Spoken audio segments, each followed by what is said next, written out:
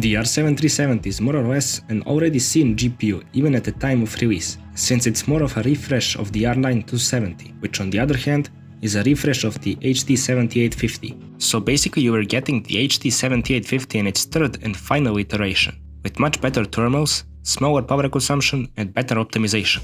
Generally speaking, this was never considered a bad GPU, but after all these years, can it still handle the most demanding games at respectable resolutions and settings? Let's find that out with the following benchmarks.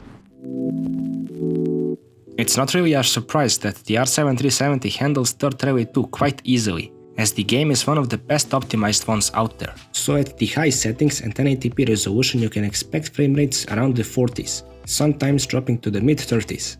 If you're after a smoother experience, just turn the settings down to medium, as the game will still look great and run even smoother.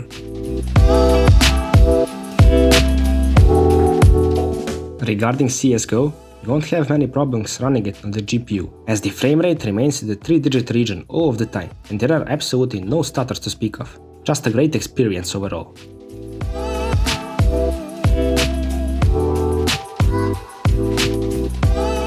As expected, the card can't really hold up with the very demanding Mafia Remake, most certainly requiring a downgrade of the resolution, if you're after a smoother experience. Overall, it's not terrible, but more often than not, you will see drops under 30 FPS. In Days Gone, the results are decent considering the resolution and settings, offering a nice and stable 38 FPS on average. Of course, turning down the settings like this won't really give you the best experience graphics-wise, although it's not really that bad in my opinion.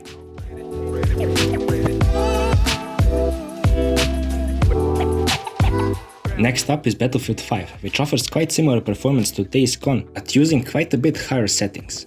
As this is a faster paced game, I would recommend turning down the settings to medium to get closer to 60 FPS, but even without doing so, it's quite enjoyable, at least for the single player campaign.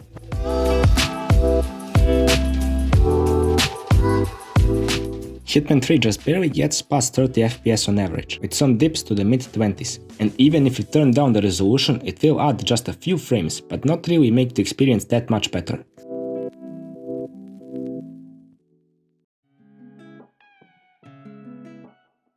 Unsurprisingly, Cyberpunk doesn't run well on the R7 370, having a hard time maintaining a 30 FPS experience, with the only real option left to improve performance being to use the resolution scale. But honestly, the game doesn't look good even at these settings. I can't imagine someone to enjoy it at even more reduced settings.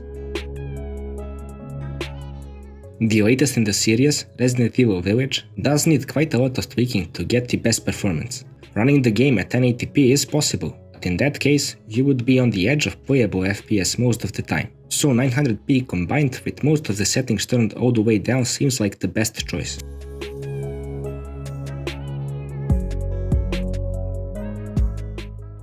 To finish off the benchmark list, we are going back to 2015, with The Witcher 3, as it was honestly expected, performing great on the R7 370, with even the high preset being an option. But for the sake of stability and more fluent FPS, you can stick to the medium preset, and overall get a great experience.